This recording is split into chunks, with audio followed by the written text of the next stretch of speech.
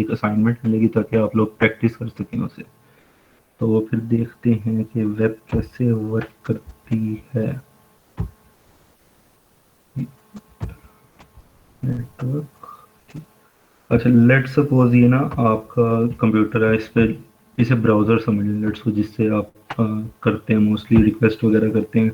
और इधर हमने ना एक वेबसाइट खोली है, लेट्स सपोज www.uit.com।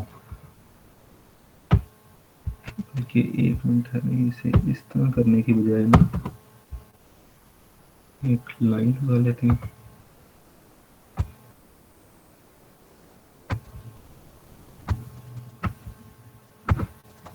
इधर हमने एक वेबसाइट खोली www.uit.com।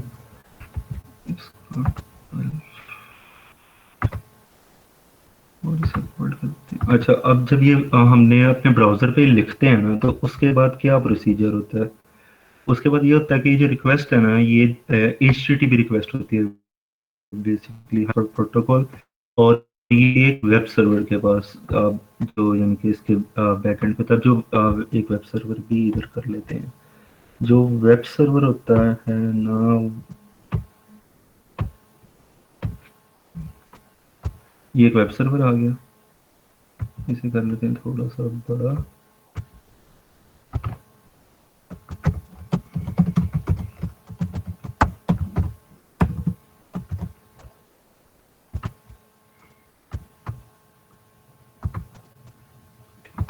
अच्छा, ये जो वेब सर्वर होता है ना, ये यहाँ तो एक सॉफ्टवेयर हो सकता है, यहाँ तो ये सिर्फ हार्डवेयर हो सकता है, यहाँ ये दोनों चीज़ें इकट्ठी भी हो सकती हैं, जिसमें ना हमारी जो साइट है ना, उसकी HTML CSS JS file store है, और इसके थ्रू हमें फिर जो आउटपुट मिलेगा ना, उसके अकॉर्डिंगली वो आउटपुट हमें ये वेब सर्वर पर, सॉरी, हमारे ब्राउज़र पर शो होता है।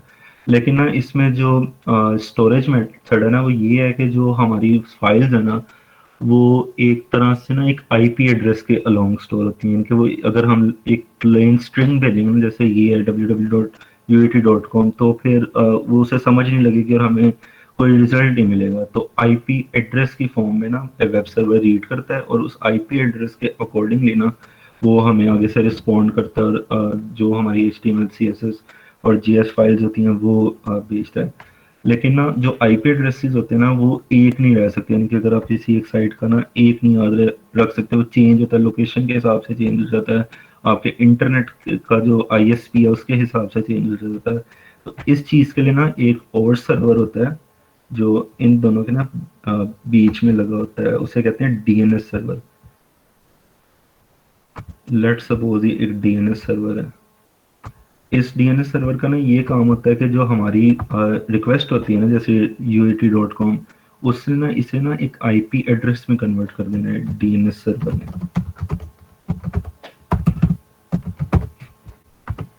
ठीक है, जो ये अब करता है ना, ओहो यार, ये तो ये ड्रैगन ड्रॉप।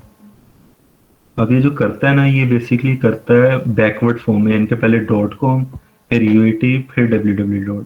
ये इस तरह से प्रोसेस करता है, इस तरह प्रोसेस करके ना एक आईपी एड्रेस जनरेट करता है। और जब वो आईपी एड्रेस जनरेट करता है ना, इधर हम इसे इस तरह कर लेते हैं। लेट सपोज इसने ना एक आईपी एड्रेस जनरेट किया है, जो कि ये सर्वर के पास अब ये है, और जो आईपी एड्रेस है वो है 192.123.0.1। लेट सपोज ये इसने आईपी एड्रेस जनरेट किया। अब जब आईपी एड्रेस जाएगा ना सर्वर के पास, तो इधर ना सर्वर का तीन तरह का बिहेवियर हो सकता है। यहाँ तो ये सर्वर जब इस आईपी एड्रेस पे वेब सर्वर चेक करेगा, अगर तो उसे वो मिल जाती हैं HTML JS और CSS फाइल्स, तो वो फिर ना सिर्फ भी सेंड कर देगा ब्राउज़र पर, और वो डिस्प्ले हो जाएंगी। या इस तरह हो सकता है कि हमारी ये स्ट्रिंग में कोई इशू हो, हमने सही तरह का URL ना लिखा हो, तो फिर उसकी वजह से ना एक इस तरह का आईपी एड्रेस जनरेट हो जिसके अलोंग कोई डेटा एग्जिस्ट ही नहीं करता।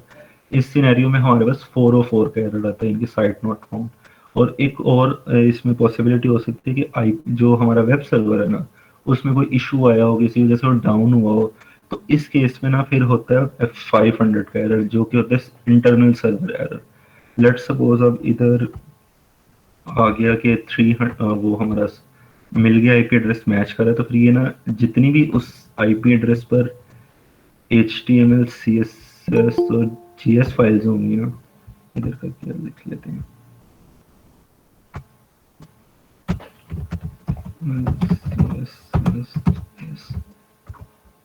जितनी भी HTML CSS और JS फाइल्स होंगी ना, ये वो सारी की सारी ना इधर वापस इसे फिर सेंड कर देगा ब्राउज़र पर। ब्राउज़र के अंदर लगा होते हैं पार्सर, लगा होता है जावास्क्रिप्ट इंजन, लगा होता है, और इस तरह की ना डिफरेंट चीज़ें लगी होती हैं, जो कि ना ये आउटपुट होता है ना, इसे कंपाइल करके पार्स करके जो हमारी फाइल्स होती हैं उनका आउटपुट ब्राउज़र पर शो कराती हैं। अब उस तरफ नहीं मैं जा रहा क्योंकि वो फिर ज़रा लंबा काम हो जाएगा। और इसमें एक और पॉसिबिलिटी जैसे मैंने मेंशन की ये भी हो सकती है कि जो एरर है हमारा वो सॉरी इफ इसे कुछ मिले ही ना और ये एक 404 एरर दे दे, ठीक है, साइट नॉट फाउंड का, और साथ इसी तरह ये बाद में मैं आपको ना जो जब दूंगा ना तो मैं इसको ज़रा सेट कर लूँगा। और इसी तरह एक और एरर हो सकता है कि सर्वर का अपना कोई एरर आया हो तो सर्वर फिर एक स्टेटस कोड सेंड करे 500 का internal server error, 500 internal server error, ठीक हो गया।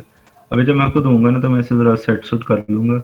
इस तरह हमारा जो एक एब्स्ट्रैक्ट लेवल पर ना हमारी वेब इस तरह वर्क करती है। इस इधर किसी का कोई क्वेश्चन हो इसी चीज़ से रिलेटेड?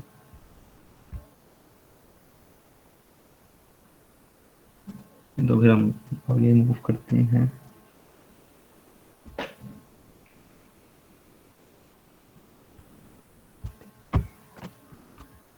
अच्छा, अब जो वेबसाइट्स होती हैं ना उसमें HTML CSS और JS किस तरह वर्क करती है, जैसे कि ये आपको इस स्लाइड से पता चल रहा होगा, जो HTML होती है वो स्ट्रक्चर के लिए होती है, ये मार्कअप लैंग्वेज होती है HTML बेसिकली। और ये ना सारे हमारे साइट का जो स्ट्रक्चर के हेडिंग ये है, इधर ये सेक्शन होगा या इधर ये डिव होगा, पैराग्राफ होगा, इस तरह की चीज़ें ना डिफाइन करने के लिए होती है, वो सारा डेवलप करने के लिए होती है।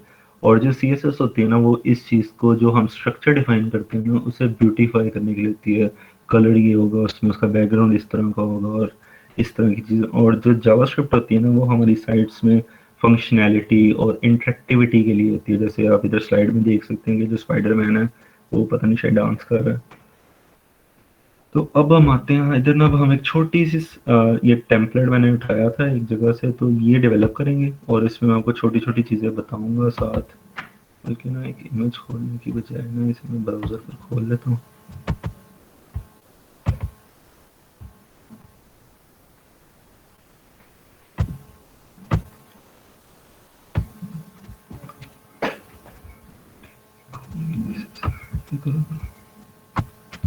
अच्छा, अब इसमें आप देख सकते हैं, इसमें ना अगर हम जिस तरह एक साइट को लॉजिकली डिवाइड करते हैं ना, वो इसके दो पार्ट इस साइट के हो सकते हैं, दो सेक्शंस, एक ये फर्स्ट सेक्शन और ये एक सेकंड सेक्शन।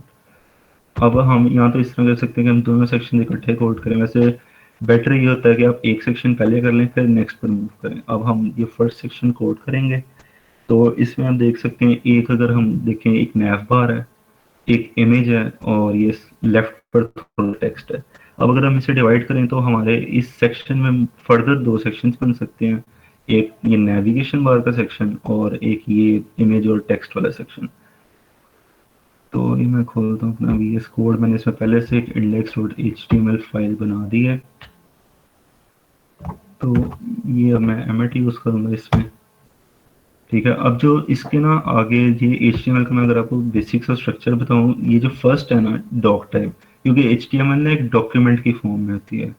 ये जो डॉक टाइप है ना ये डिफाइन करती है कि हम कौन सी HTML यूज़ कर रहे हैं। वैसे अब HTML5 यूज़ होती है, लेकिन इसमें ना अभी क्योंकि ये एडवांस है तो HTML का भी मतलब इधर HTML5 ही कंसिडर किया जाता है। और फिर हमारी साइट की लैंग्वेज क्या होगी, इधर इंग्लिश, अगर आप लेट्स सपोज इधर कोई और लैंग्वेज करेंगे तो वो फिर आपको वो शो होगी, यानी कि आपका जो कंटेंट होगा ना उस लैंग्वेज में शो होगा। और ये जो हेड सेक्शन होता है ना ये हमारी साइट का डायरेक्ट, हमारा इससे कोई लिंक नहीं होता, ये हमारी साइट के SEO और यानी कि ब्राउजर से रिलेटेड चीज़ों के लिए होता है। SEO हो गया, और इस तरह एक्सेसिबिलिटी के भी एक दो टैग्स होते हैं, इस तरह की चीज़ें। हमारा जो मेन काम है ना सारा वो बॉडी से स्टार्ट होता है। तो अब आते हैं फिर फर्स्ट ऑफ ऑल ये हम बना लेते हैं div, div dot first section, let's suppose। ठीक है, अब इसमें अब जो div होता है ना, div ना जब आपने कंटेनर बनाना हो ना कोई, जैसे ये कंटेनर है, ठीक है, आपने जब इस तरह के कंटेनर्स वगैरह बनाने हो ना तो उसके लिए div यूज होता है। और जो क्लास है ना, ये क्लास बेसिकली ना हम इसलिए देते हैं कि जब हम CSS अप्लाई, हम स्पेसिफिक div पर अप्लाई कर सकें। और उसके अलावा ये रीडेबिलिटी के लिए भी अच्छा होता है कि इससे हमें पता चल जाता है कि कौन सा div चीज़ के लिए होगा। हम इसके अंदर एक और div बनाते हैं जो कि होगा nav का। उसमें अब ये जो नेविगेशन बार है ना, इसमें दो चीज़ें हैं, एक तो ये लोगो टाइप समथिंग, और एक ये बल्कि ना मैं एक में से स्टार्ट कर लेता हूँ लाइव सर्वर को।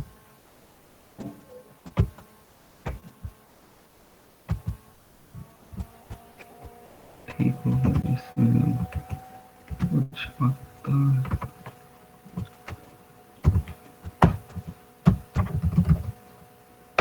अच्छा, जो अब हेडिंग्स वगैरह होती है ना, ये एच से देते हैं। ये 6 टाइप्स की होती हैं, H1 H2 H3 H4 H5 और H6। वो साइज और उसका ना, फिर जिस तरह हम इनके डाउन जाते रहते हैं तो साइज उसका अकॉर्डिंगली चेंज होता रहता है। बस ठीक है, ठीक है।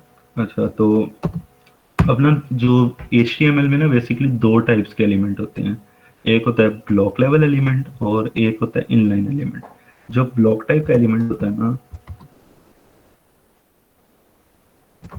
मैं बल्कि एक और चीज़ करके ना फिर आपको दिखाता हूँ इसमें।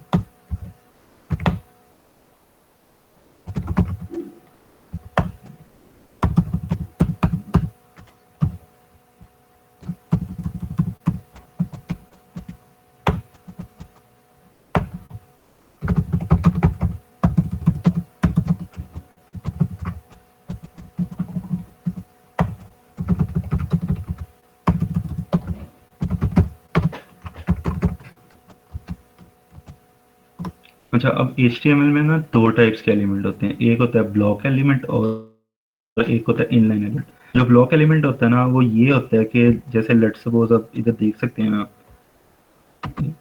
हाँ, ये जैसे H1 है, ये H1 एक ब्लॉक एलिमेंट है। अब इधर जो हम देखें, जो कंटेंट है H1 का, वो इधर सिर्फ लेफ्ट पर है थोड़ा सा। लेकिन ये जितनी बाकी स्पेस है ना इधर, अगर वैसे हम लॉजिकली देखें तो ये जो हमारा ये है ना, इसे इधर आना चाहिए था। लेकिन ये नीचे है, क्यों? क्योंकि जो ब्लॉक एलिमेंट होते हैं ना, वो ये होते हैं कि उनको ये नहीं फर्क पड़ता कि उनका कंटेंट कितना है।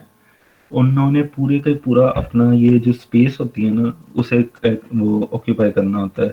जैसे इधर आप देख सकते हैं, कंटेंट इसका इधर है, लेकिन इसने पूरा इतना अपने जितना भी इसके कॉरेस्पॉन्डिंग स्पेस है वो सारी की सारी ऑक्यूपाई की हुई है। और दूसरा तो इनलाइन एलिमेंट। इनलाइन एलिमेंट ये होता है कि उसमें जितना यानी कि कंटेंट होता है ना, वो स्क्रीन पर उतनी ही स्पेस ऑक्यूपाई करता है। जैसे आप ये देख सकते हैं, ये दो स्पैन्स थे। ये स्पैन एक इनलाइन एलिमेंट होता है, इसलिए इसने सिर्फ उतनी ही स्पेस ऑक्यूपाई की है जितना उसका कंटेंट है। इसे फिर अब करते हैं और अच्छा, जो दूसरी चीज इसमें थी वो थी ये। अब मैं इधर आइकन्स नहीं डालूंगा।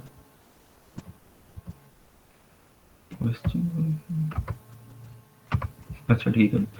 अब इसमें ना हम देख सकते हैं कि 5-6 आइटम्स हैं नैव बार की। तो जब इस तरह की हो ना कि आपने एक तरह की आइटम्स या लिस्ट टाइप थिंग्स प्रोवाइड करनी हो, ये बेसिकली नैव की आइटम्स वो एक तरह की लिस्ट की तरफ ही होती है ना। तो इसके लिए लिस्ट के लिए ना हमारे पास होता है, मोस्टली नैव बार में ये यूज होता है यूएल। इसका मतलब होता है अनऑर्डर लिस्ट। एक होता है ओएल। यूएल वो अनऑर्डर लिस्ट तब होती है जब आपने ना कोई नंबरिंग में डिफाइन करनी हो कि आपको आपको ये नहीं फर्क पड़ता कि अगर कोई एलिमेंट कोई आइटम पहले आ जाए, कोई आइटम बाद में आ जाए, उस पे ना। तो वो होती है एक अनऑर्डर लिस्ट। अगर आपने ये देखना हो ना कि फर्स्ट पर ये है, सेकंड पर ये है, और सबसे नंबरिंग देनी हो, तो उसके लिए होती है ऑर्डर लिस्ट, वो ओएल होती है। इसको हम दे देते हैं नेम नेफ लिंक्स का। ठीक है, और इधर हम 5 ये कर देते हैं डिफाइन। इसमें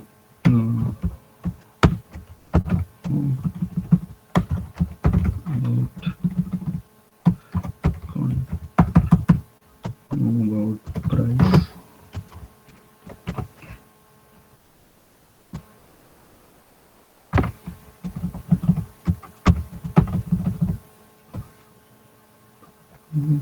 साइज कॉन्टेक्ट और ये आइटम्स कर लेते हैं।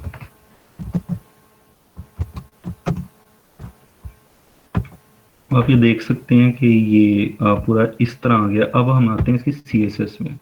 जो सीएसएस अप्लाई करने के ना ये 3 मेथड्स होते हैं। आप यहाँ तो इनलाइन सीएसएस अप्लाई कर सकते हैं। इनलाइन सीएसएस का मतलब कि ना एक टैग एट्रीब्यूट होता है स्टाइल का, स्टाइल, और इसमें आप फिर करके अप्लाई कर सकते हैं। लेट्स सपोज मैं इसका बैकग्राउंड कलर दे देता हूँ रेड। तो ये देखें इसे लग गया। और एक होता है एक और मेथड, वो होता है इधर हेड में टैग के थ्रू स्टाइल, और इधर मैं H1 तो कर लिया है। लेट्स सपोज लाइक और का कलर ग्रीन कर देता हूँ।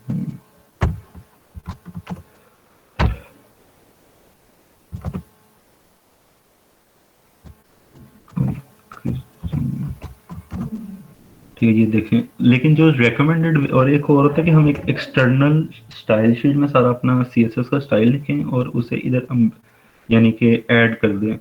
और ये सबसे ज़्यादा ना रिकमेंडेड वे है, और रिकमेंड यही किया जाता है कि आप एक एक्सटर्नल स्टाइल शीट में अपना सारा कोड लिखें और फिर उसे अपनी HTML डॉक्यूमेंट में एम्बेड कर देंगे। तो इसके लिए बना देते हैं एक स्टाइल शीट जिसका नाम रख लेते हैं style dot C S S. इसके बाहर हो गई।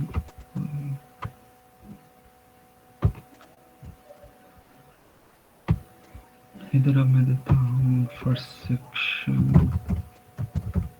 अब जब आपने क्लासेस के थ्रू अगर वो अप्लाई करनी हो ना, इसमें ना CSS लिखने के भी 3-4 मेथड्स हैं।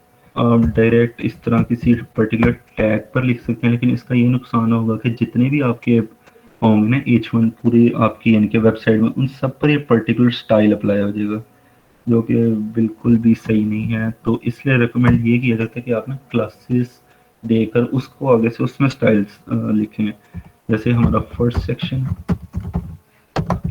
और जब आपने क्लासेस में के थ्रू स्टाइल देना है ना, तो आपने क्लास नेम से पहले ना डॉट लगाना है।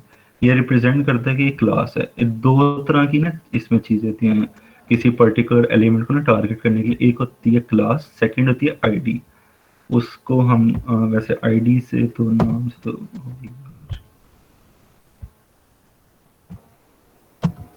उसे हम आईडी इसी तरह आईडी देकर करते हैं, लेकिन उसमें और क्लास में ये डिफरेंस होता है कि जो आईडी होती है ना वो यूनिक होती है। मीन्स के एक जो एलिमेंट है ना उसकी एक ही आईडी होगी। आप क्लासेस को रीयूज कर सकते हैं, अपने ऐप क्लासेस से भी दे सकते हैं, इसे भी दे सकते हैं। लेकिन जो आईडी है ना वो अगर आपने H1 को दिया ना फर्स्ट वाले को, तो आप फिर वो किसी और H1 को नहीं दे सकते। बिल्कुल रेकमेंड नहीं किया जाता। बेसिकली ना आईडी जब आप जावास्क्रिप्ट करते हैं ना, तो जावास्क्रिप्ट में जब आपने एट्रीब्यूट्स वगैरह सेलेक्ट करने होंगे नीला जावास्क्रिप्ट में, तो उस चीज में यूज होते हैं। अब इधर हम देखते हैं एक कलर।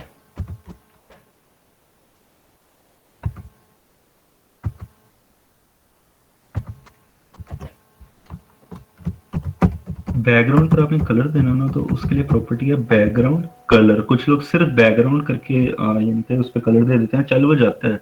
लेकिन उसका ना ये नुकसान होता है कि एक उसमें अगर जब आप फिर आगे कोई बैकग्राउंड की डिफरेंट प्रॉपर्टीज अप्लाई करते हैं, जैसे बैकग्राउंड रिपीटेशन ये सब, फिर वो काम नहीं करती। क्योंकि जो बैकग्राउंड है ना वो बेसिकली इन सब की ना एक शॉर्ट हैंड फॉर्म है। तो इसलिए हमेशा आपने जब कलर देना ना, तो बैकग्राउंड कलर करके देना।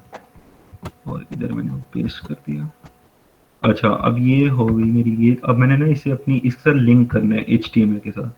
तो उसके लिए टैग होता है लिंक का टैग, लिंक और CSS। ठीक है, ये देख सकते हैं आपके अप्लाई हो गए। अब आते हैं कि हमने इसे किस तरह इस जैसा बनाना है।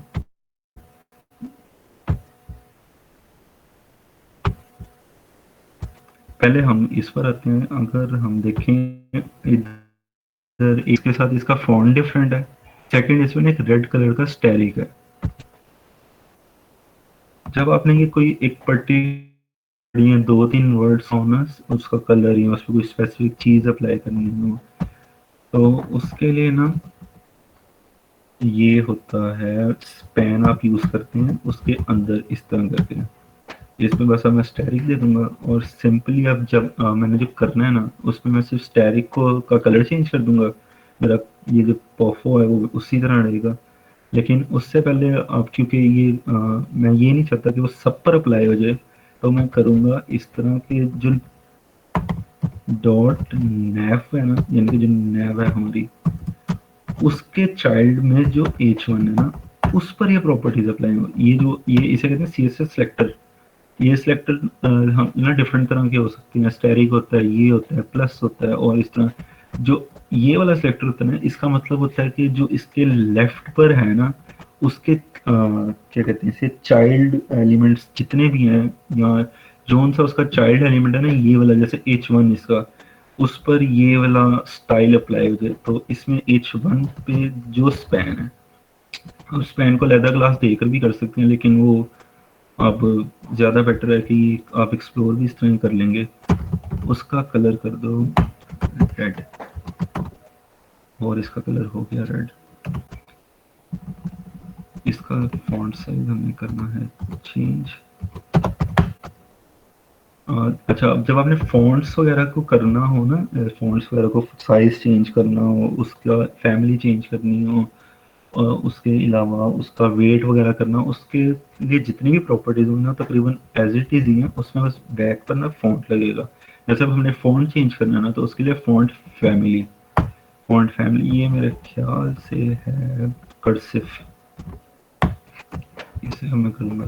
आप एक्सटर्नल, हाँ ठीक हो गया। आप एक्सटर्नल, और इसका साइज थोड़ा सा कर देते हैं फॉन्ट साइज। अच्छा, अब ना इसमें जो साइजिंग के लिए ना कुछ वो होते हैं, क्या कहते हैं, पैरामीटर्स होते हैं। आप और इसमें पैरामीटर्स ना बेसिकली दो टाइप्स होती हैं, एब्सोल्यूट और रिलेटिव। एब्सोल्यूट ये होते हैं कि लेट्स उसका ना साइज जितना दे देते हैं ना, जैसे लेट्स सपोज 1 आपने पिक्सल दे दिया, मतलब 1 पिक्सल बहुत छोटा हो जाना है, 5 पिक्सल दे दिया।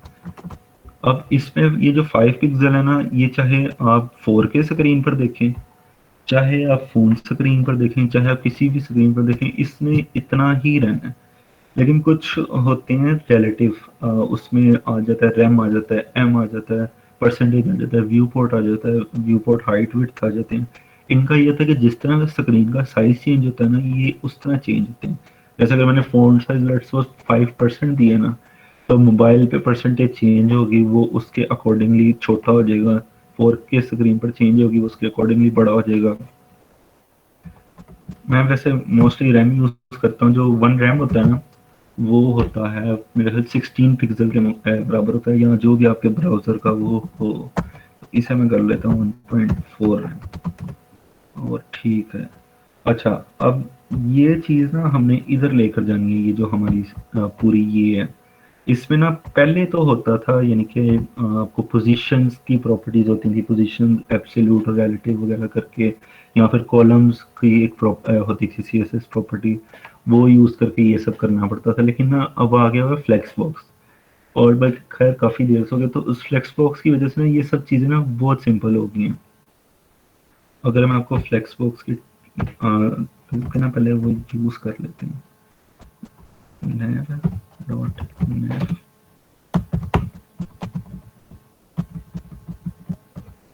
इसमें अगर आपने जब फ्लेक्स बॉक्स करना हो ना, तो क्योंकि बाय डिफ़ॉल्ट जो होता है वो 2 तरह के डिस्प्लेज़ होते हैं, या ब्लॉक या इनलाइन।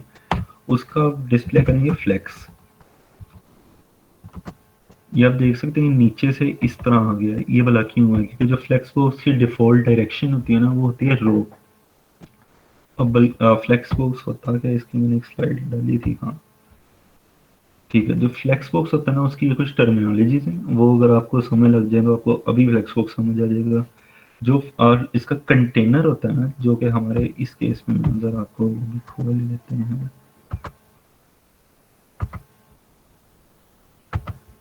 हाँ, ये जो फ्लेक्स बॉक्स का कंटेनर है ना, जो हमारा नैव है इस केस में, उसे कहते हैं फ्लेक्स कंटेनर। जो उसके अंदर जितने भी एलिमेंट्स होते हैं ना, जैसे ये दो हो गए, इन्हें कहते हैं फ्लेक्स आइटम्स। अब जो इसमें एक्सिस होते हैं ना, वो दो तरह के एक्सिस होते हैं, क्रॉस एक्सिस और मेन एक्सिस और क्रॉस एक्सिस। क्योंकि हमारी जो डिफॉल्ट डायरेक्शन होती है वो रो होती है, तो इसमें रो साइड पर जो एक्सिस होगा ना, इसे हम मेन एक्सिस कहेंगे, और जो कॉलम साइड पर एक्सिस होगा इसे हम क्रॉस एक्सिस कहेंगे। अब आते हैं अब देखेंगे कि मैं इसे सिर्फ एक प्रॉपर्टी, एक इनके प्रॉपर्टी से ना, उसकी जिस तरह की हमारी शेप रिक्वायर्ड है ना, उसमें कर लेता हूँ जस्टिफाई कंटेंट। जो जस्टिफाई कंटेंट होता है ना, जब अगर इसकी डिफॉल्ट डायरेक्शन रो हो, ठीक, डिफॉल्ट डायरेक्शन तो सॉरी रो है, जब हमने हॉरिजॉन्टली कोई चेंजिंग करनी हो ना अपने ये आइटम्स को हॉरिजॉन्टली, या तो सेंटर में करना हो, या स्टार्ट पे या एंड पे, या उनमें स्पेसेस देनी हो, तो फिर उसके लिए हम जस्टिफाई कंटेंट यूज करते हैं। स्पेस और ऑन कर लेते हैं। ये अब इधर आ गया, और ये जिस तरह की हमारी ये थी उसी तरह की तकरीबन हमारी शेप में आ गई, बस हमने इधर अभी स्टाइल्स नहीं अप्लाई किए। ठीक है, इसी तरह आपने अगर लेट्स सपोज अपनी आइटम्स को सेंटर करना हो तो उसके लिए भी ये होता है इस तरह फ्लेक्स एंड। इससे पहले ये सारा काम होता था पोजीशन से, या एक और चीज़ होती थी फ्लोट लेफ्ट राइट वगैरह, उन चीज़ों से होता था, लेकिन वो ना बहुत ज़्यादा इनएफिशिएंट थे और बहुत उसमें ना सर खपाई भी बहुत थी। लेकिन फ्लेक्स बॉक्स से सारा काम बहुत ईजीली अब हो जाता है।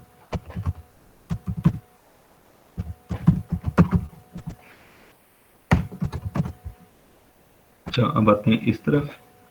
सबसे पहले हमने इसे करना है रो में। जैसे मैंने अभी आपको बताया कि जो फ्लेक्स बॉक्स है उसकी डिफॉल्ट डायरेक्शन रो होती है, और हम इजीली अगर एक यानी कि पेरेंट पे फ्लेक्स बॉक्स अप्लाई है ना, तो हम उसके चाइल्ड में भी अलग से फ्लेक्स बॉक्स अप्लाई कर सकते हैं। जैसे मैं करता हूँ डॉट मैफ यूएल, इसका मैं कर देता हूँ डिस्प्ले फ्लेक्स, और ये हो गया। अच्छा, इसमें अब हमने ये चीज़ खत्म करनी है। इसके लिए ना प्रॉपर्टी होती है लिस्ट स्टाइल। ये लिस्ट स्टाइल आप इससे, ये जो सर्कल्स हैं ना, ये बुलेट्स जो हैं, इसे डिफरेंट तरह का कर सकते हैं। जैसे अगर मैं ये करूं, ये आप देख सकते हैं ये अजीब सी हो जाएगी, लेकिन हमने इसे इधर करना है नन। उससे ये होगा कि ये बुलेट्स खत्म हो जाएंगी और ये इस तरह हो जाएगा। ठीक हो गया।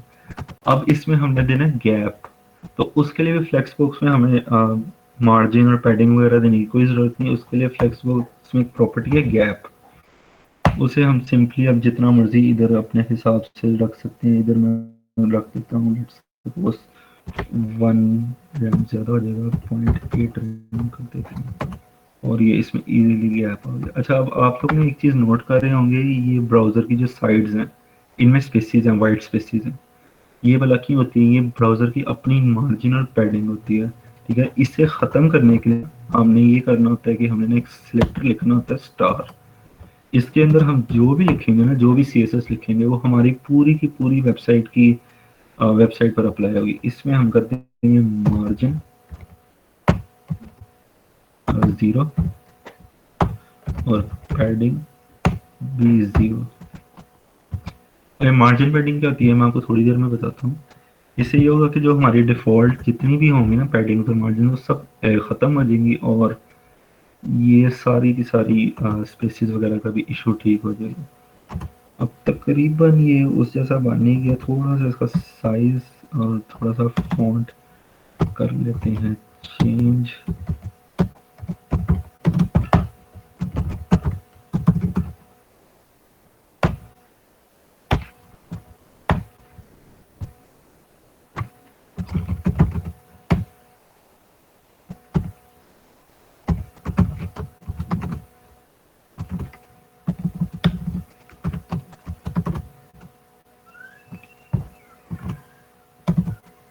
CSS एक ऐसी चीज़ है कि आप जब तक इसे खुद नहीं करेंगे ना, जितनी मर्जी आप इसके ट्यूटोरियल्स देख लें, जो मर्जी आर्टिकल्स पढ़ लें, जब तक आप इसे खुद करना नहीं स्टार्ट करेंगे ना, आप इसे मास्टर नहीं कर सकते। ठीक हो गया, ये हमारा पार्ट हो गया। अब आते हैं अपने नेक्स्ट पार्ट की तरफ।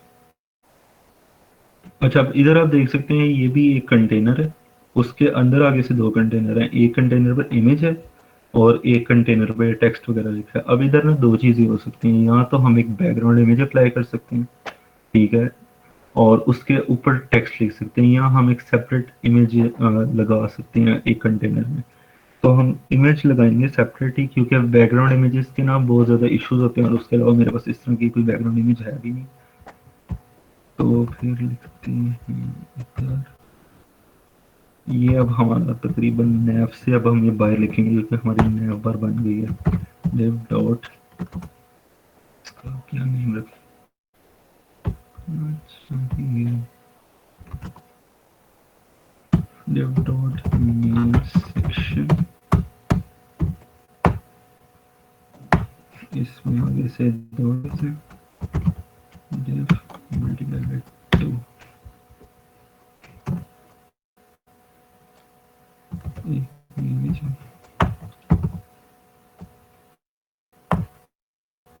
अच्छा, अब आपने जब इमेजेस वगैरह अपने प्रोजेक्ट्स में ऐड करनी है ना, तो उसके लिए ना आपने भला क्या करना है, उसके लिए आपने ना इमेजेस का एक फ़ोल्डर बनाना है जो कन्वेंशन है एसेट्स के नाम से। इसमें आप अपनी इमेजेस वगैरह, बल्कि तो फाइल बन गई है,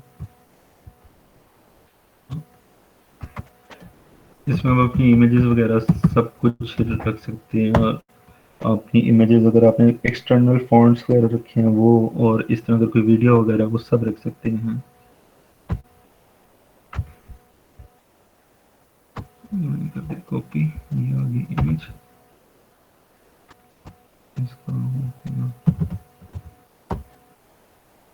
अच्छा, जब भी आपने ये इमेजेस कोई इस तरह का कंटेंट ऐड करना है, तो आपने इस चीज़ का ख्याल रखना है कि आपने कभी भी ना कंप्लीट पाथ नहीं देना। कुछ लोग भला क्या करते हैं, कुछ लोग करते हैं कि अपनी पूरी डिस्क के हिसाब से पाथ देते हैं, ई स्लैश स्लैश करके। तो क्योंकि आपने ये बाद में ना साइट होस्ट करनी होती है, तो जब आप होस्ट वगैरह करते हैं ना, उधर में भी पाथ ही चेंज हो आपके कंप्यूटर के अकॉर्डिंग हो, तो फिर वो ब्रेक हो जाती है साइट उधर से ना। तो आपने हमेशा इस तरह के ना रिलेटिव पाथ्स देने हैं कि, और सिर्फ अपने फ़ोल्डर से डायरेक्ट कभी भी आपने कंप्लीट पाथ नहीं देना।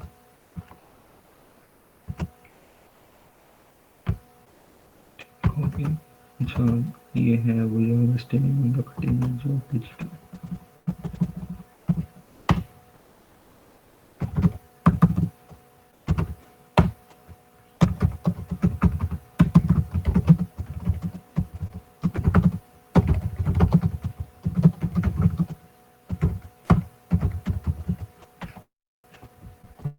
एक अब जब आपने एक तो ये हेडिंग्स वगैरह देखना, अब जब आपने पैराग्राफ या इस तरह सिंपल टेक्स्ट लिखना हो ना, उसके लिए टैग होता है पी का। तो अब हम वो यूज़ करेंगे, टेन। अच्छा, अब इधर दो बटन हैं साथ।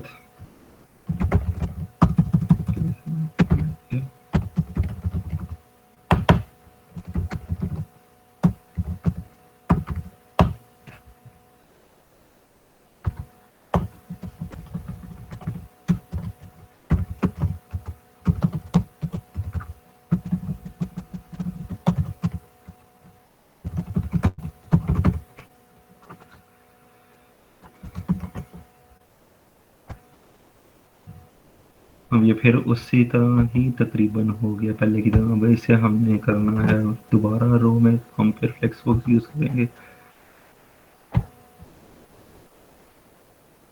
इसे कर लेते हैं क्लास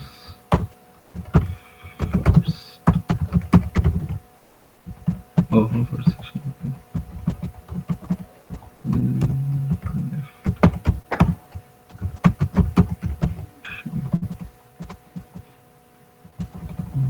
इमेज वाला कर देते हैं सेक्शन।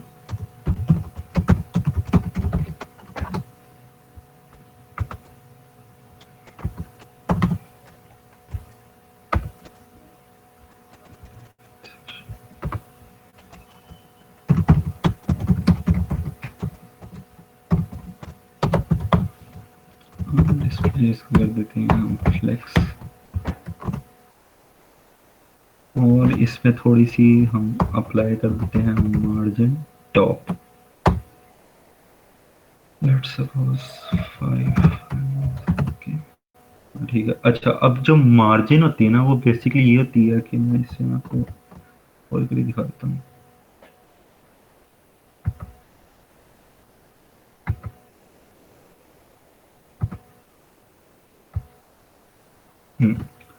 अब जो मार्जिन होती है ना, जब आपने ये आपका कंटेंट है ना, लेट्स सपोज ये इसके आउटसाइड जो ब्राउज़र होता है ना, जितने भी HTML कंटेंट्स होते हैं, जितने भी HTML एलिमेंट्स होते हैं, उन सबको ना एक उनके अराउंड एक बॉक्स बना देता है, जो 4 चीज़ों जिसमें 4 चीज़ें होती हैं, ठीक है? एक कंटेंट उसका जो उस एलिमेंट का कंटेंट है, पैडिंग, उस पर अगर कोई बॉर्डर है और मार्जिन।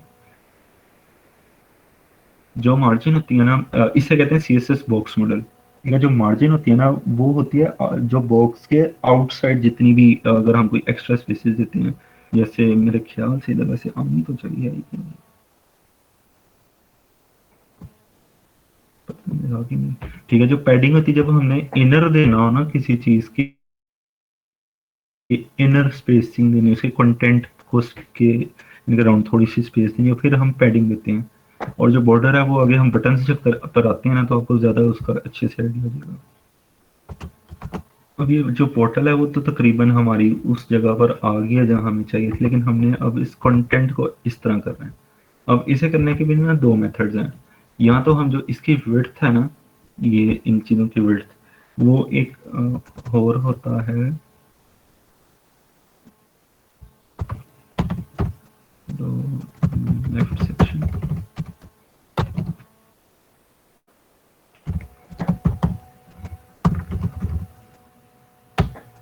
इसकी हम विड्थ कुछ करेक्टर सेट कर दें, जैसे लेट सपोज 3 CH।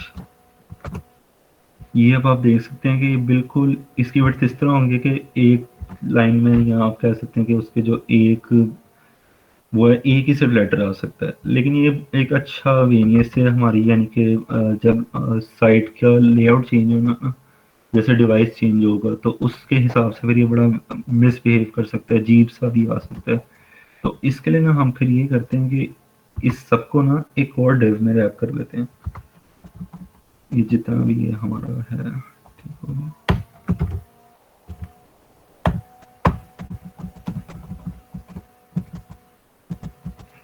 इससे ये होगा कि जो वो फ्लेक्स बॉक्स है ना, वो इस डिव पर लगेगा।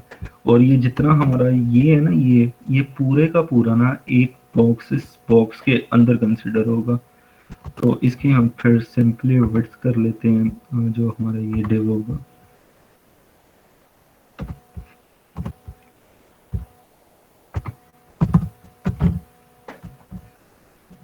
विड्थ इसकी मेरे ख्याल से 20, हाँ 20 ठीक रहेगी।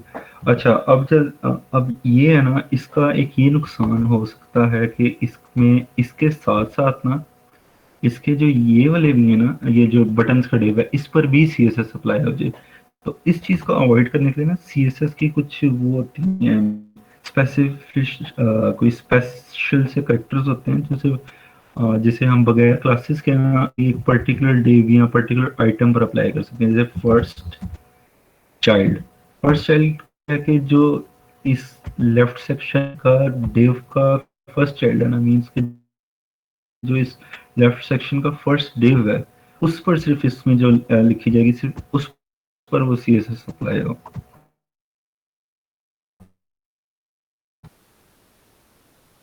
बस इसे थोड़ा सा अब सेट सुट करना है।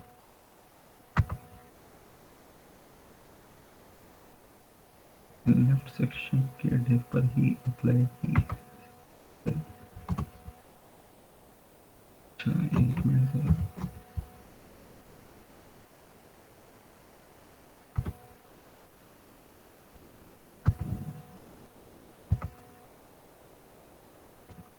हाँ ठीक हो गया। अब इसे फिर हम दे देते हैं दोबारा से स्पेस, जस्टिफाई कंटेंट कर देते हैं, स्पेस अराउंड, और ये तकरीबन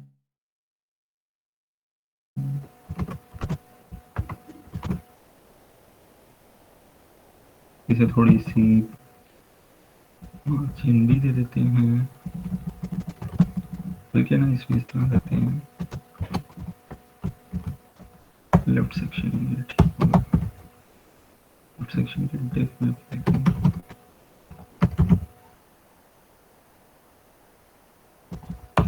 इसका भी डिस्प्ले कर देते हैं फ्लेक्स।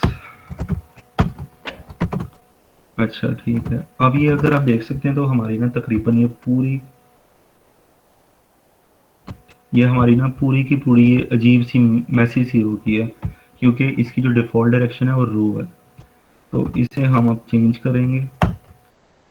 फ्लेक्स डायरेक्शन उसके लिए प्रॉपर्टी होती है, उसे हम कर देंगे कॉलम।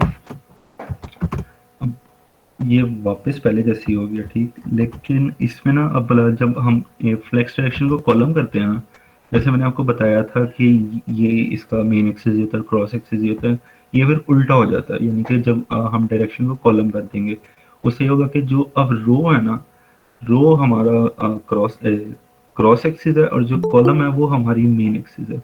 इसी तरह जो इस फ्लेक्स बॉक्स की प्रॉपर्टीज भी है ना, जैसे वो सेंटर जस्टिफाई सेंट हो गया, लाइन आइटम्स वगैरह हो गई, ये सब भी उल्टा वर्क करेंगी। अब क्योंकि जो रो होती थी ना, उसमें वर्टिकली अलाइन करने के लिए ना एक प्रॉपर्टी होती है अलाइन आइटम्स। इसे अगर हम सेंटर करेंगे तो फिर वर्टिकली सेंटर हो जाएगा। लेकिन जो अब ये है ना, क्या नाम है इसका, हाँ, ये जो हमारी डायरेक्शन रो है, तो इधर ये वाली जो प्रॉपर्टी होगी ना अलाइन आइटम्स वाली, इसके थ्रू हॉरिजॉन्टली अब इसके थ्रू सॉरी हम हॉरिजॉन्टली सेंटर होगा, और जो हमारी जस्टिफाई कंटेंट होगी ना, उसके थ्रू वर्टिकली सेंटर होगा। तो इधर वैसे हर सेंटर की जरूरत नहीं, इसे हम हल्का सा देते हैं बस गैप, और मेरे ख्याल से 1.5 बहुत है।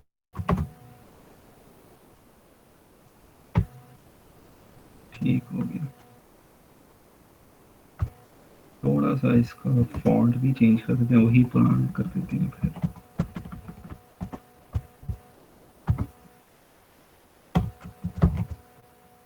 बल्कि इसकी एज पे करते हैं।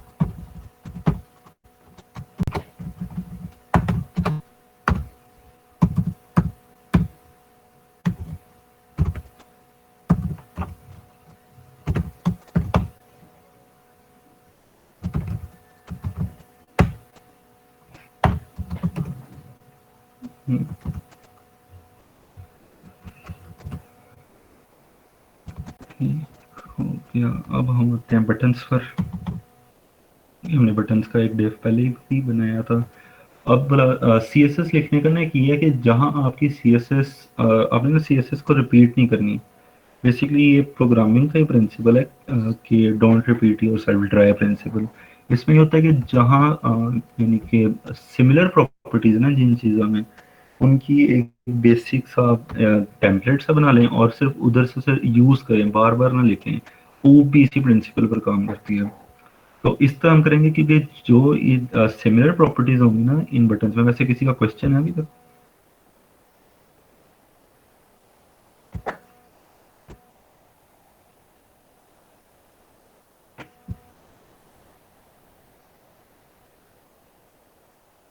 अच्छा, अब जो बटन्स की सिमिलर प्रॉपर्टीज होंगी ना, वो हम लिख लेंगे इकट्ठे, और फिर जो इनकी यूनिक प्रॉपर्टीज होंगी वो हम इन्हें अलग से देंगे।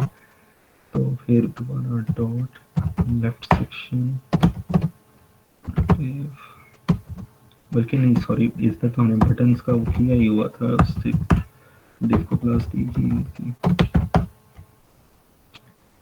इसको पैडिंग दे देते हैं 100, ज़्यादा आ जाएगी 100 तो बटन्स, सॉरी।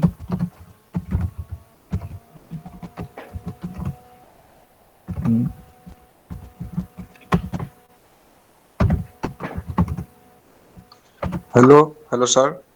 हम्म। सर ये एक क्वेश्चन पूछना था कि अगर हम सीएसएस की जगह बूटस्ट्रैप को यूज करें तो ज्यादा फायदा नहीं होगा? यार जो बूटस्ट्रैप है ना, वो सीएसएस का फ्रेमवर्क है, जी। वो सीएसएस पर ही बेस्ड है। आप डायरेक्ट कर सकते हैं, लेकिन जो रिकमेंडेड है ना कि आप पहले सीएसएस सीखें, ठीक है, थोड़ी बहुत आप इस पर थोड़ी सी प्रैक्टिस करें, फिर आप सीएसएस पर आगे मूव, ये बूटस्ट्रैप या इस तरह मेरे ख्याल टेलविंड सीएसएस है, बुल में है, और इस तरह डिफरेंट फ्रेमवर्क है, फिर उन पर मूव करें। एक चीज़ की अगर आपको फाउंडेशन ही नहीं आती होगी, उसमें आप सिर्फ सिंटैक्स सीखना कोई बड़ी बात नहीं होती। उसमें आपने बूटस्ट्रैप को सिंटैक्स तो सीख लिया, लेकिन जो उसके पीछे की बैकएंड पे सारा काम हो रहा है, उसका ही आपको नहीं पता। किसी ने आपसे बूटस्ट्रैप ग्रिड्स या इस तरह बूटस्ट्रैप की ही किसी प्रॉपर्टी का क्वेश्चन पूछ लिया, और जो सीएसएस से रिलेटेड और आपको उसका पता ही ना हो, तो फिर आप चाहे 10 साल हो गए बूटस्ट्रैप को यूज करते हो, क्या फायदा फिर।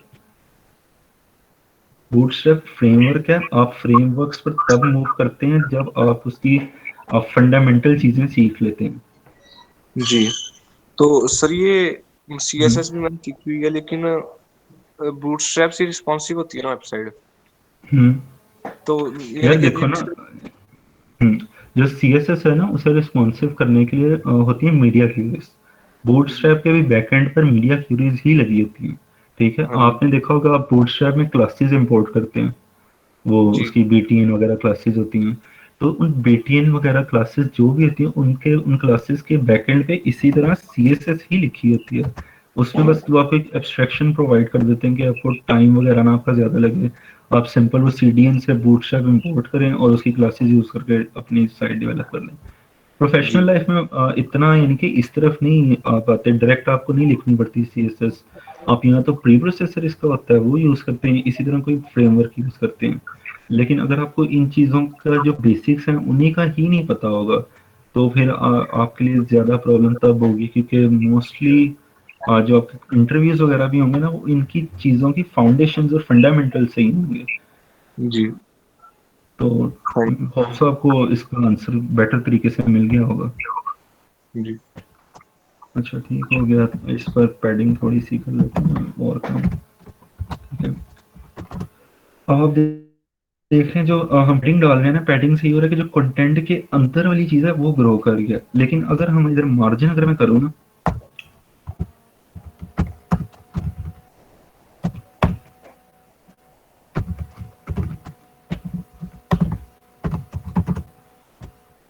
मार्जिन आप देख सकते हैं थोड़ा सा नीचे मूव हो गया, ये भी हो गया, मार्जिन आउटसाइड पर करेगी। अगर मैं इसका वो भी आपको ओपन कर लूँ तो वैसे ज़्यादा बेटर रहेगा।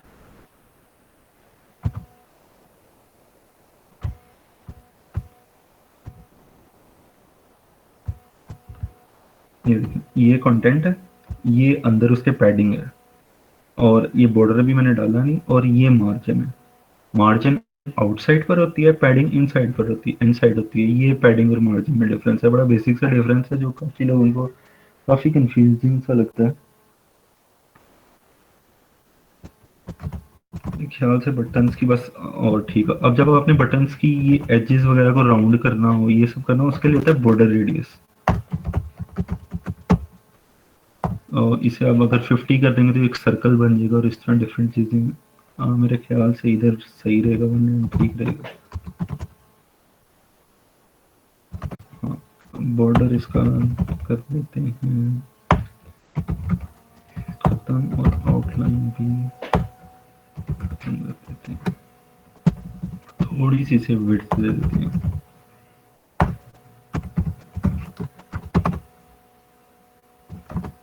मार्जिन खत्म।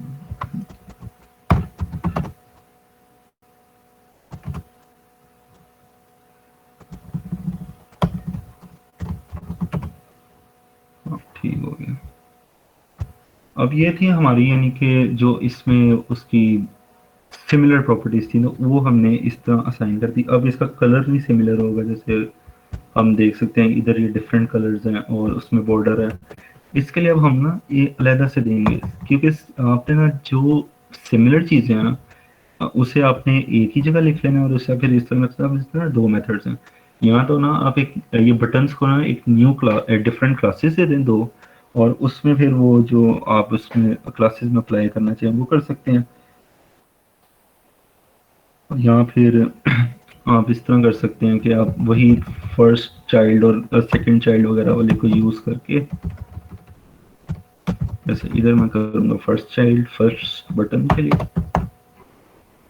ठीक है, कि इसे फिर हम दे देते हैं बैकग्राउंड कलर ब्लूइश सा है, तो ये भी ठीक ही रहेगा, और इसका कलर हम दे देते हैं वाइट। ठीक हो गया। और जो सेकंड है उसके लिए अब क्योंकि इधर सिर्फ दो हैं, तो हम लास्ट चाइल्ड इसका होता है एक और वो यूज़ कर सकते हैं। उसका बैकग्राउंड कर देते हैं ट्रांसपेरेंट।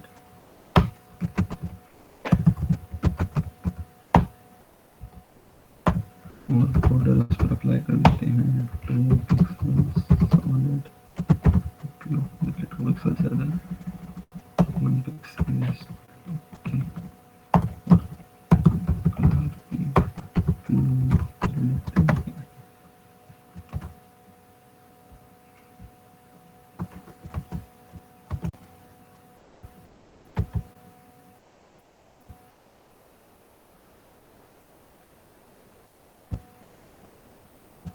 ये apply नहीं हुआ।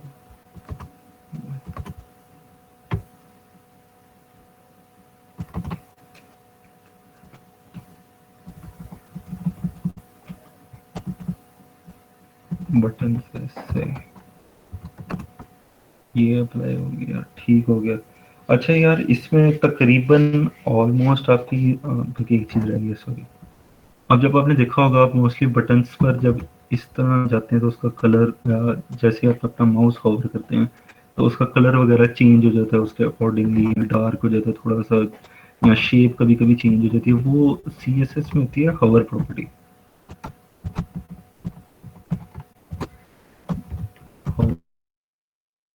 हवर इस तरह अप्लाई, अब इसमें आप जो भी लिखेंगे ना वो सिर्फ तब अप्लाई होगा जब आपका माउस उस बटन पर, या इसी तरह अगर किसी आपने डेफ पर अप्लाई करना हो, किसी हेडिंग पर अप्लाई करना हो, उस आपका माउस जब जाए तब से भी तब अप्लाई होगा।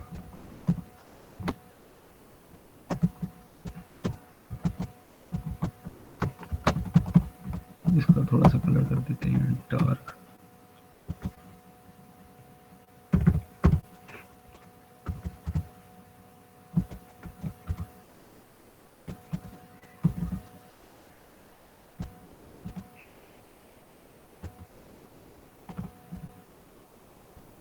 सिक्स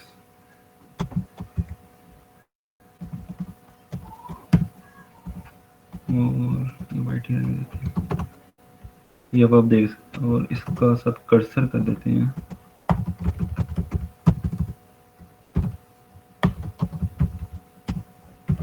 पॉइंटर, और अब आप ये देख सकते हैं वो जिस तरह इस पर हवर हो रहा है उसका कलर चेंज हो रहा है, सेम फॉर।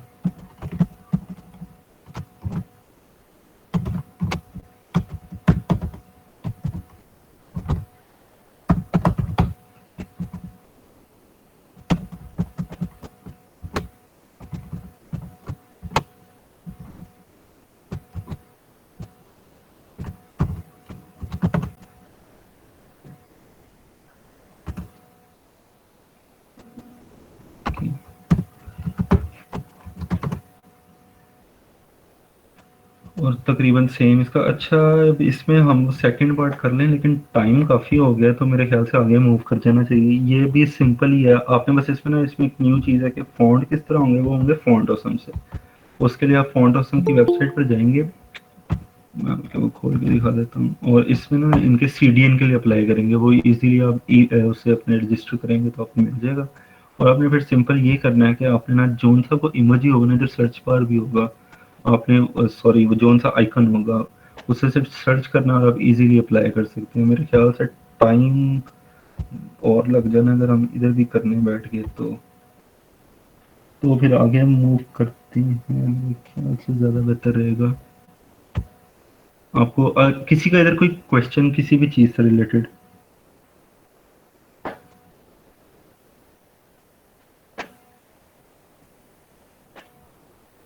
नहीं तो फिर हम आगे मूव करते हैं।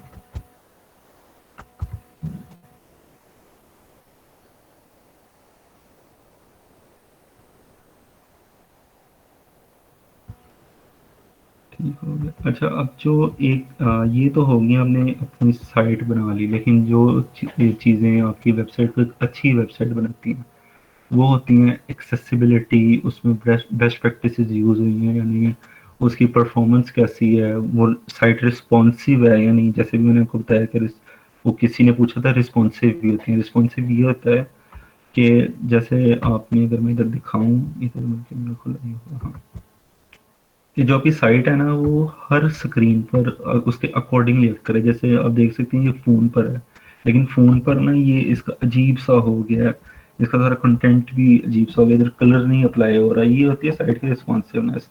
ये आप CSS से मीडिया क्वेरीज होते हैं उनके थ्रू कर सकते हैं, लेकिन वो अगर हम नेक्स्ट सेशन में अपने देखेंगे करना करेंगे या नहीं, या डायरेक्ट JS पर ही आएंगे, और उसके अलावा आपकी साइट का ना एसईओ अच्छा होना चाहिए, एसईओ फ्रेंडली साइट होनी चाहिए। एसईओ का क्या मतलब होता है? एसईओ का मतलब होता है सर्च इंजन ऑप्टिमाइजेशन। जो आपके सर्च इंजन है ना जितने भी, वो आपकी साइट को एसईओ के हिसाब से रैंक करते हैं। यानी कि लेट्स सपोज आपने अगर साइट सर्च की है कोई C S S P C S S करके कोई साइट अगर आपने सर्च की है, कोई आर्टिकल सर्च किया लेट्स सपोज,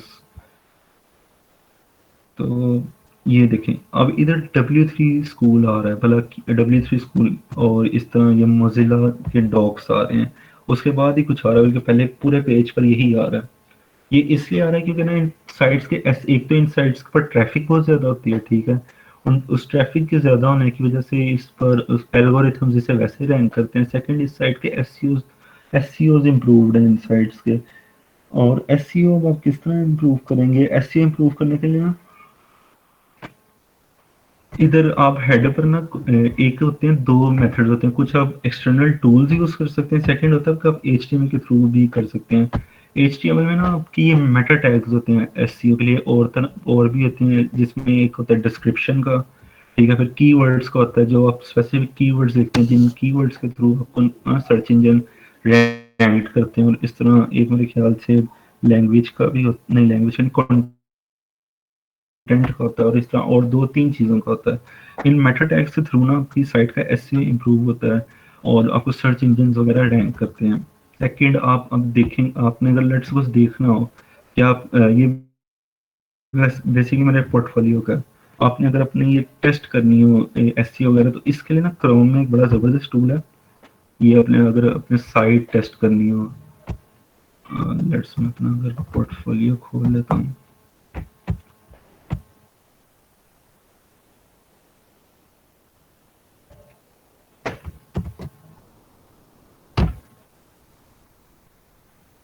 क्रोम में एक टूल होता है लाइट हाउस, जो कि इस काम के लिए होता है। इस पे आप डिफरेंट चीज़ें चेक कर सकते हैं, ये progressive web app performance, best practices, accessible है साइट, यानी एसईओ उसका कैसा है। आपने सिर्फ जनरेट रिपोर्ट पर क्लिक करना है और फिर क्रोम उसकी रिपोर्ट जनरेट कर देगा। मोबाइल के हिसाब से चेक कर सकते हैं, डेस्कटॉप के हिसाब से चेक कर सकते हैं, और इस तरह एक आधा और होता है, एक्सटेंशन एक होती है, उसके थ्रू आप और भी डिफरेंट तरह टाइप ऑफ डिवाइसेस आप ऐड कर सकते हैं। सेकंड, आपकी साइट ना एक्सेसिबल होनी चाहिए। Third, sorry. अब एक्सेसिबल का क्या मीन होता है? एक्सेसिबल का ये मीन होता है कि ना आपकी साइट इस तरह की हो कि किसी भी टाइप का बंदा उसे यूज़ कर सके। अगर कोई इस तरह का बंदा जिसको कोई डिसेबिलिटी है, तो वो भी इजीली यूज़ कर सके। फिर जैसे आपने देखा होगा कुछ जो फॉर्म्स होते हैं, उन पर आपके इमोजीज लगे होते हैं, कलर्स के साथ साथ इमोजीज भी होते हैं। अगर लेट सपोज आपने गलत इनपुट एंटर किया तो इमोजी मेरे ख्याल से चेंज हो जाता है, वो क्राइंग इमोजी हो जाता है इस तरह करके। वो बेसिकली ब्लाइंड जो कलर ब्लाइंड लोग होते हैं ना, उनके लिए वो इस तरह की साइट्स में डाल ली जाती हैं, ताकि क्योंकि उन्हें कलर्स का कोई आइडिया नहीं होता। चाहे आपकी साइट गलत इनपुट पर रेड करे या ब्लू करे, जो मर्जी करे, उन्हें नहीं पता चला। वो इमोजीज से उन्हें पता चलता है कि उनका ये है। इसी तरह फिर आपने देखा होगा कुछ लोग माउस यानी कि मेरे ख्याल से ये रेटिना का कोई सिस्टम होता है, उससे भी आप एक डिवाइस के थ्रू अपनी साइट्स को उस तरह एक्सेसिबल बना सकते हैं। और इस तरह डिफरेंट चीज़ें। उसके अलावा एक एक्सेसिबिलिटी ये भी होती है कि जो आपका कीबोर्ड है ना, कीबोर्ड के थ्रू भी आप अपनी साइट को यूज़ कर सकें। जैसे आपने देखा होगा कि जब हम फॉर्म्स फिल करते हैं, तो हम नेक्स्ट फॉर्म के जाने के लिए टैब यूज़ कर सकते हैं, ठीक है। फिर इसी तरह हम जब सर्च कुछ एंटर करते प्रेस करते हैं, उसकी क्वेरी एंटर करते हैं, तो सर्च को एनेबल करने के लिए हम एंटर प्रेस करें तो फिर भी सर्च स्टार्ट हो जाती है। ये सब भी एक्सेसिबिलिटी होती है कि आपकी साइट को हम डिफरेंट वेज से और डिफरेंट तरह के लोग एक ही तरह से इजीली एक्सेस कर सकें, ठीक है। अब आते हैं सिमेंटिक एचटीएमएल की तरफ। जो सिमेंटिक एचटीएमएल होती है ना, ये बेसिकली ना पर्टिकुलर तरह के टैग्स होते हैं। अब जैसे अगर हम इधर आके देखें ना, इधर कोड में, तो इधर मैंने ज़्यादा डिव्स यूज़ किए हैं और उस पर आगे क्लासेस दिया था कि वो थोड़ी सी रीडेबल हो जाए। ये मैंने इस तरह दिया है। अगर आपने किया, आप हो सकता है किसी और तरह से ऐसे करें। आप div 1 div 2 करके भी कर सकते हैं, जिससे अगर कोई तीसरा बंदा आकर आपका कोड पढ़े ना, उसे समझ ही नहीं लगे कि div क्या कर रहा है, किस तरह कर रहा है। इस तरह से ना एसईओ भी इफेक्ट होता है, जो बैड क्लास के नेम्स होते हैं और इस तरह एक्सेसिबिलिटी भी आपकी हो सकती है कि यानी एक्सेसिबिलिटी का शायद डायरेक्ट इससे ना कोई इतना हो, लेकिन एसईओ पर खैर इसका बहुत बुरा इफेक्ट पड़ता है। तो इसके लिए ना होती है सिमेंटिक एचटीएमएल। सिमेंटिक एचटीएमएल ना इस तरह के टैग्स होते हैं जो कि उसके नेम से ही उसका मीनिंग डिफाइन हो रहा है।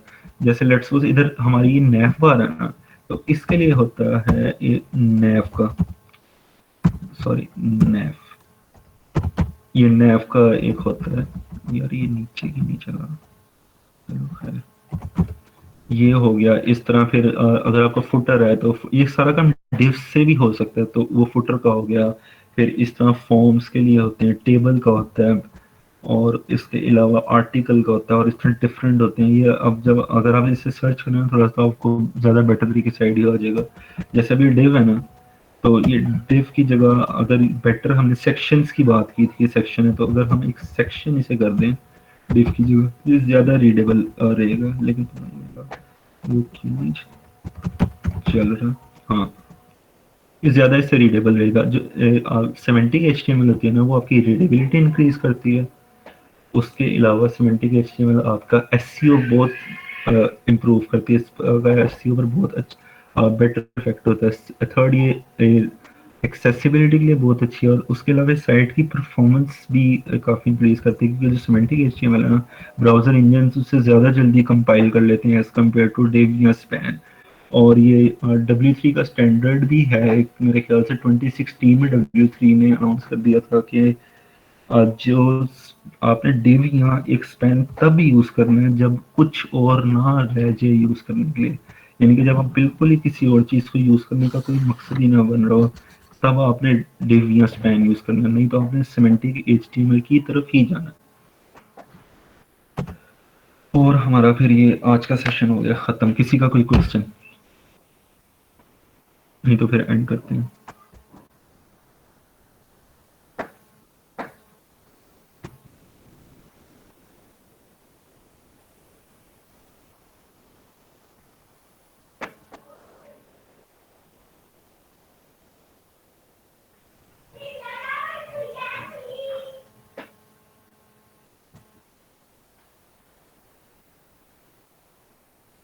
किसी का कोई क्वेश्चन नहीं है? हाँ, सबको बहुत अच्छी समझ आई, इंग्लिश में समझ ही नहीं। खैर लोग भी माशाल्लाह काफी ज्यादा रहेंगे। चलें फिर एंड नहीं करते हमजा हैं भाई, इसे। पता नहीं है, सारा कुछ समझ आ गया। थैंक यू आपका इतने वैल्यूएबल फीडबैक का। चलें फिर इतना इसे अब अच्छा एंड आपने कर समझाया, देंगे। बहुत मजा आया सेशन में यार हमजा भाई, बहुत मजा आया। थैंक यू आपका बहुत बहुत। आप मेरे साथ लिंक्डइन पर कनेक्ट कर सकते हैं अगर आपका कोई क्वेश्चन हो तो। बाकी इसे होप सो रिकॉर्डिंग भी हुई होगी, और इसे अब एंड कर दें जो भी इस तरफ है, अगर वो सोया नहीं होगा तो।